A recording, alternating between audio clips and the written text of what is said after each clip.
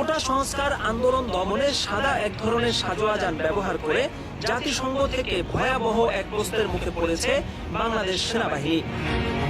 Armoured personal career বা সংক্ষেপে APC নামে পরিচিত এসব সাজোয়া যান সাধারণত বড় ধরনের যুদ্ধ এবং ভয়াবহ সামরিক আক্রমণের মধ্যে ব্যবহৃত হয়।